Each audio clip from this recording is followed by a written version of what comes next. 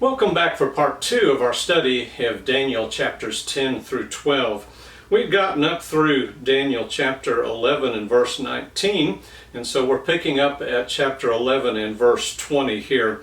And we read in verse 20 that then in his place one will arise who will send an oppressor through the jewel of his kingdom. The description here is that of Seleucus Philopator. He took the throne in the north in 187 BC.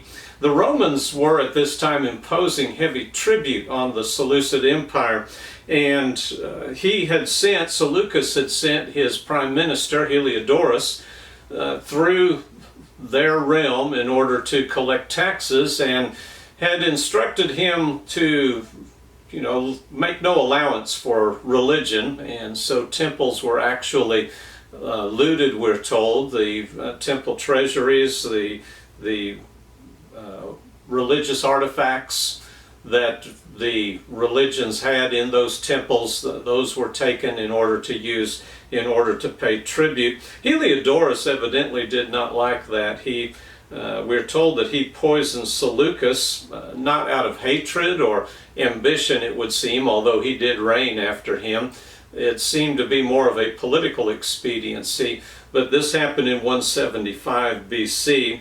Then in verse 21 we read that in his place a despicable person will arise. This despicable person is agreed by most people to be Antiochus Epiphanes, or Antiochus IV if you prefer. Antiochus had actually been in Rome. He had been a political hostage to see to it that Seleucus had been sending the tribute to Rome that he should have been.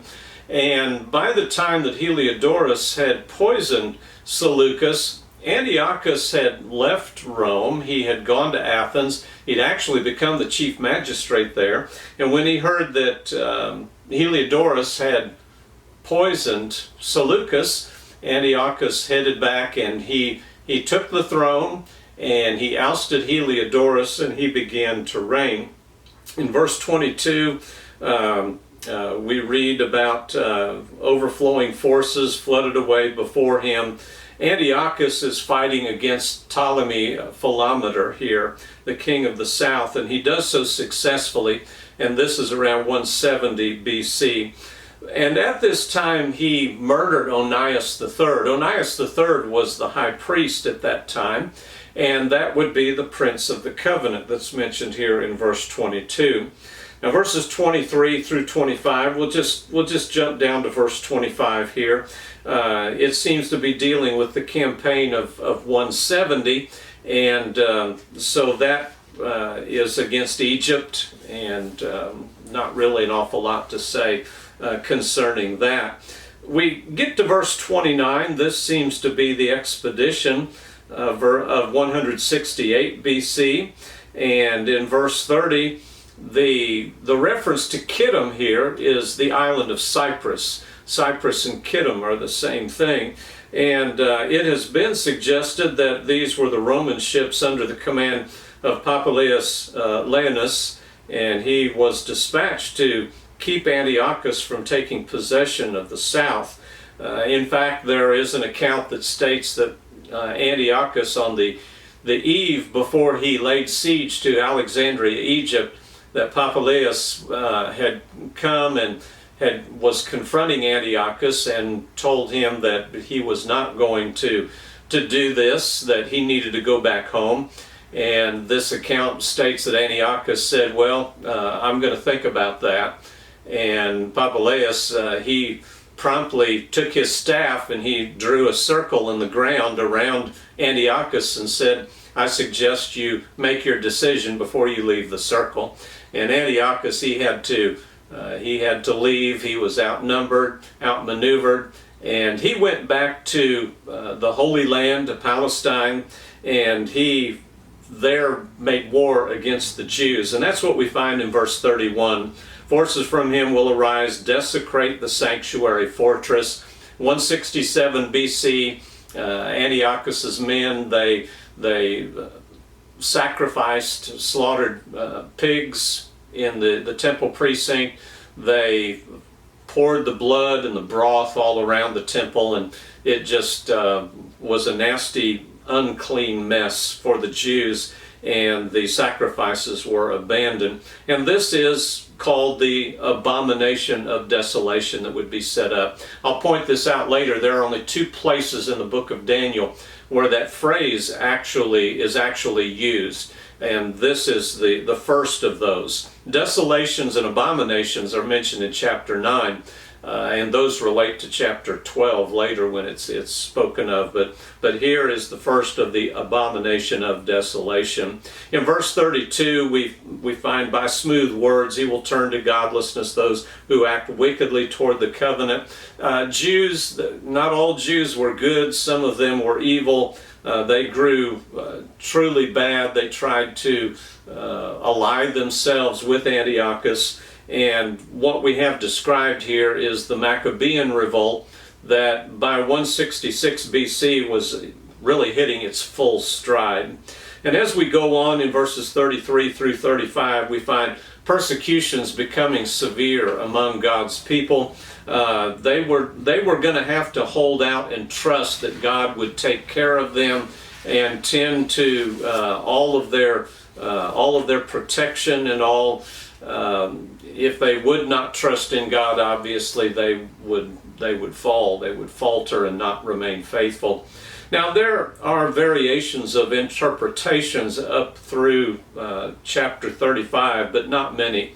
Nearly everyone agrees that up through verse 35 of chapter 11, we are talking about the Greeks, and we're ending here with Antiochus Epiphanes at verse 35. When we get to verse 36, that's where all of the contention comes in, and what is this talking about? Walvoord, for example, he admits that Daniel is speaking of Antiochus Epiphanes in 1135, but he cannot resist introducing a future ruler into the mix here at verse 36.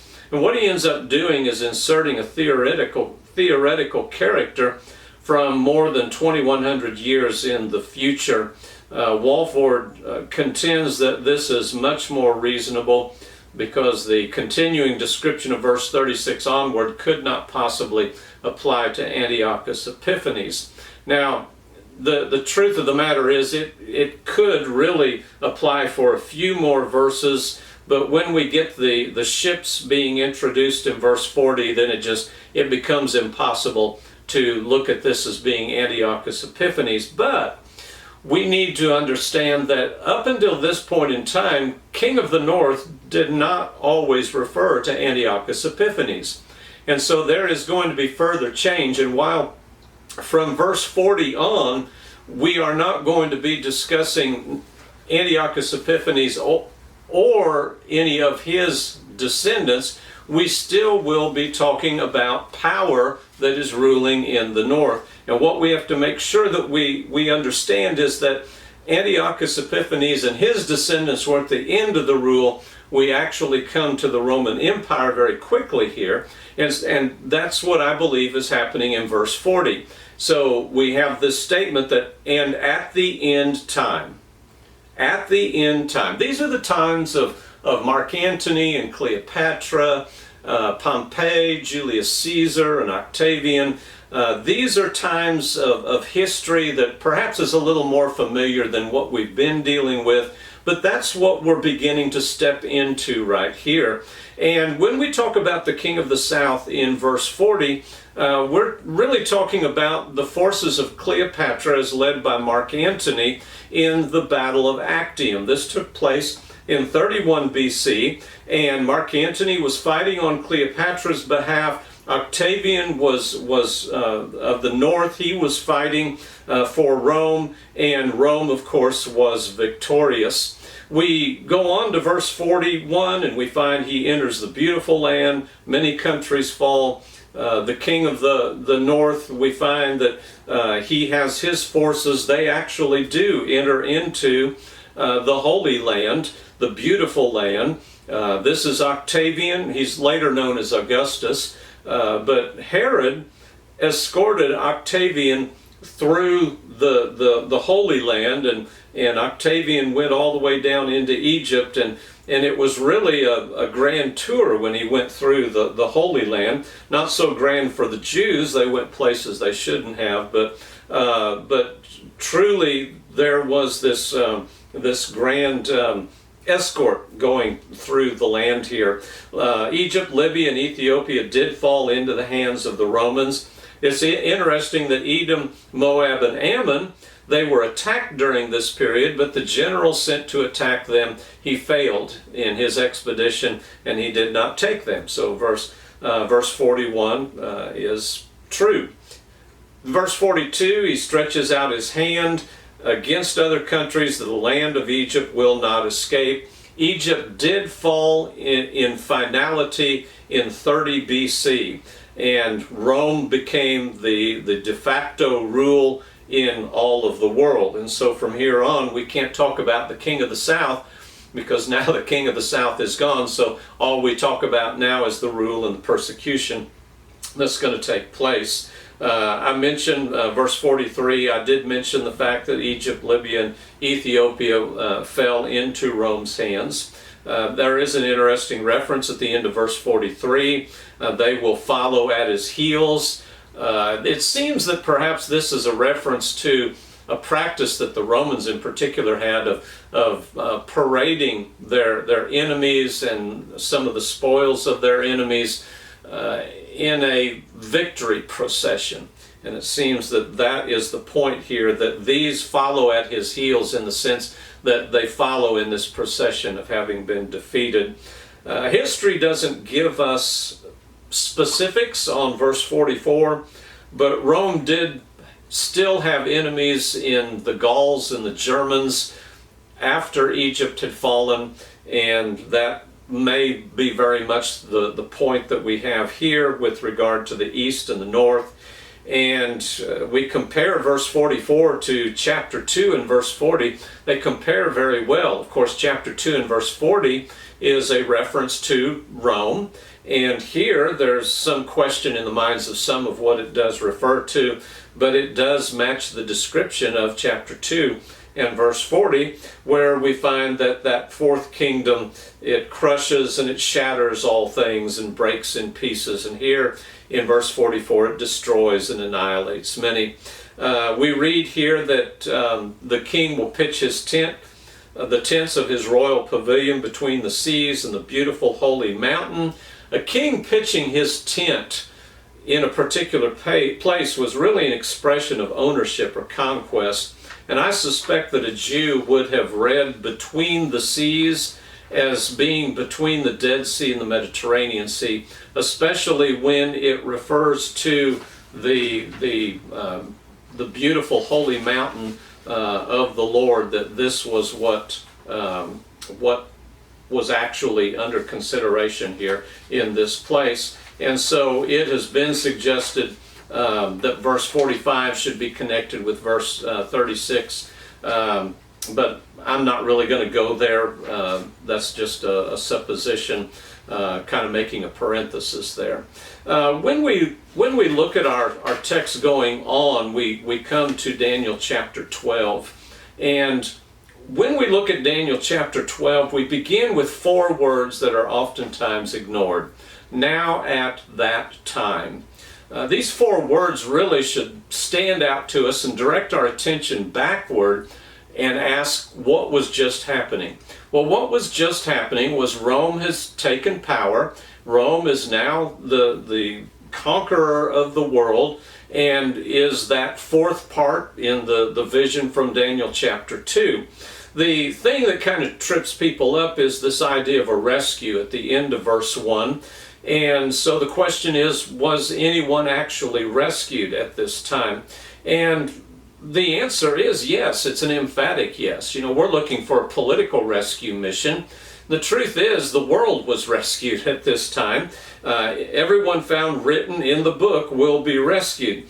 The word rescued here can as easily be translated delivered, and is in fact the same word that's used in Joel chapter 2 and verse 32. And there in verse 32 we read, "And it will come about that whoever calls on the name of the Lord will be delivered." Now that word delivered there is the exact same word as that is being used in this reference in verse 1 of a rescue. What was Joel 2:32 about? Well, it was about salvation, and it was quoted in Acts chapter 2 by Peter as he talked about those who would call on the name of the Lord shall be saved. And I believe that's the exact rescue. That's really what the Bible is all about. And so we're coming down to the end of God's program for what he had in the Old Testament and how that would work out, and we're coming to the new. I don't know why that's so difficult for people, except for the fact that they look at Old Testament prophecy and they try to read it like it was written in 20 or 21st century America. Now, as we go on in verse 2, we find that many of those who sleep in the dust of the ground will awake, these to everlasting life, but others to disgrace and everlasting contempt. And we read that and we think, oh, that's the final resurrection. Well, that's one way to look at it very quickly if we don't consider the context. And yet, this text really is not about the final resurrection. It looks like a bodily resurrection, but it doesn't necessarily have to be a bodily resurrection. Look at Ephesians chapter 5, for example. In verse 14, Paul admonished his readers, and keep in mind they're alive, the Ephesians are alive, when he tells them to awake and arise from the dead. That's not the final resurrection. There is a sense in which a people may be spoken of as dead and needing to arise, but it's in a spiritual way, or it is in a way of heartenment, of being encouraged and being strengthened. Dust of the ground here doesn't refer to the grave itself. Think for a moment about Ezekiel 37.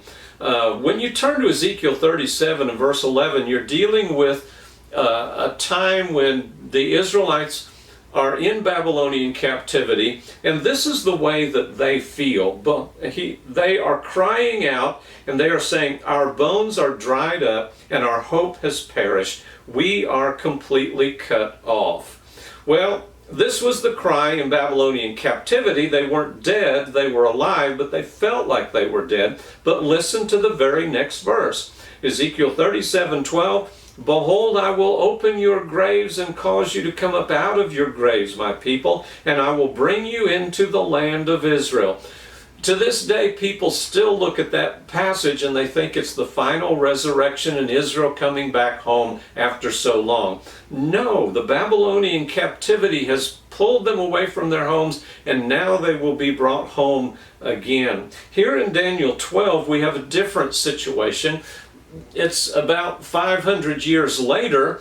There are a people who need to be rescued. Here are a people who Antiochus Epiphanes, he had pushed them down and beat them up, and they felt like all was lost, and then they began to feel encouragement. Things were turning around again, and what this prophecy is about is that it's not over yet, but here come the Romans, and the Romans are going to be beaten down. Their own people, the Jews, they're going to beat down those who are rescued, Christians, and what they need to understand is that there is a need for encouragement to understand that God knew all of these things would take place before they ever did take place. And so in verse 4, "As for you, Daniel, conceal these words and seal up the book until the end of time." This relates down to verse 9 as well, where he is told again that these words are concealed and sealed up until the end of time.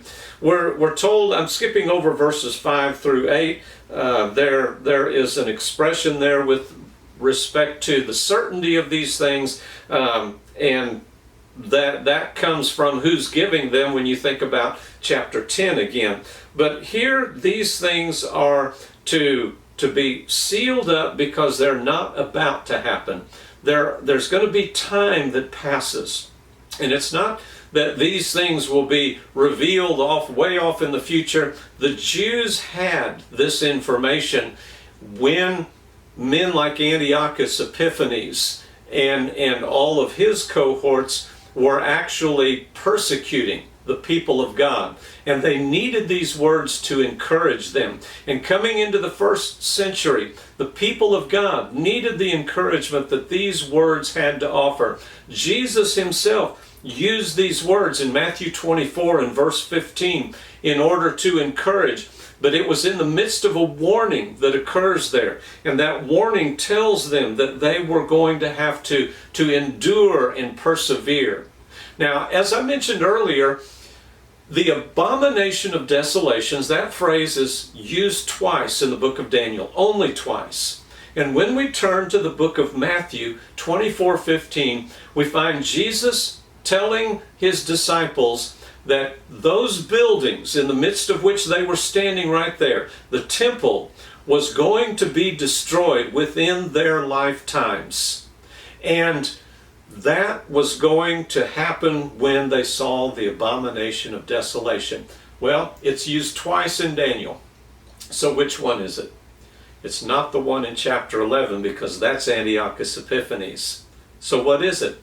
It's chapter 12. Chapter 12, we come down to that point in time where Jerusalem has been, has the Romans all around it. They've laid siege to the city, and now they are facing the destruction of that temple. So when we go on, we find that there's a certain amount of time. You know, whether you take that literally or not, it doesn't matter. What does matter is that we see that there will be an amount of time with the abomination of desolation where the sacrifices will cease, and then it's going to be a little further on beyond that. And you'll come out on the other side, and then it'll be done. That will be finished. And what will be finished? Well, Jerusalem will be destroyed. The Jews will no longer persecute the Christians. The Romans will have conquered, but God's kingdom will actually be predominant. It will take its place in the absence of the temple and in the absence of the worship of the Old Testament, which God had planned to cease anyway. Now, as we come down to verse 13, people look at it and they think, okay, well, this is all about Daniel going to heaven. And it kind of sounds like it, but as for you, go your way to the end. What end? Well, until what, the end of your life, maybe? Maybe to the end of the world when you are raised again. Then you will enter into rest and rise again for your allotted portion at the end of the age. Well, there's end here, there's rest here, there's rising. The question is, what is it? Well, let me just point out the progression of thought here before you just come to this final conclusion that he's saying, Daniel, you go on, you're going to die, but you're going to enter into your rest when you rise from the dead. That's really not the point. So look here at verse 9 here. Daniel is to seal up the prophecy because it pertains to the distant future. That was also stated in verse 4. In verse 10, during that time the prophecies would unfold and only the wise would accept them. As they saw these prophecies, particularly in chapter 11, unfolding, they would recognize these events and that they would know that that was what was going on, and they would be able to see, well, there's more to come about after that. And so we can't expect this to be it right here, and it won't be after the next step right there. We're just moving right along, just as we have been on this, what I call my date meter up at the top of the screen. And so in verses 11 and 12, we have the climax of tribulation, and that will come, but the faithful, they have to have hope. And if you'll compare Daniel chapter 12, verses 11 and 12, with Matthew 24, 15 through 22, then you'll see this same idea. And what we have here in this statement in verse 13 then is that Daniel's work is done. It's finished. He's completed his course. But the sealed up prophecy is going to stand as a testimony of his work for God. I believe Darby translated this passage better than any, I believe. He was very literal in the interpretation. That helps us because it keeps his interpretation out of it. And thou shalt rest and stand in thy lot at the end of the days. Now that makes you think before you understand what it means, but it's better to think than just listen to what someone else says and believe it. We assume that thy lot would mean the heavenly home, but it doesn't say that. His lot is a prophet. His lot is the prophecies that he left behind. And so you are going to stand as a prophet among your people. Even though you're sealing this up and it's concealed, it's going to come out. And you're going to stand in your lot as a prophet before your people, and everything that you have given them is going to be fulfilled. And so his work is going to be confirmed in that fulfillment of these very distinct and specific prophecies about the end. Well, what is the end then? Well, you may have thought it was the end of the world, but the end is the end of the Jewish economy. It's the end of the Old Testament way of doing things. Now, I'm not a preterist. You can look that up. I'm not a preterist. I'm not one who believes that the second coming of Jesus has already come. It came in the destruction of Jerusalem. But what I do believe is what this prophecy says. And this prophecy just happens to be talking about the destruction of Jerusalem and coming to those concluding moments of the Jewish economy. And that's why, back in chapter 10, this divine being said that this was going to be about what will happen to your people in the latter days. Well, I hope this study has been of some help to you, and I hope that you will study these things very carefully. Don't want you to believe anything because I said it, but I do want you to study within the context, and remember, context is always the king. It has to be allowed to rule in the interpretations that you offer. Thank you very much.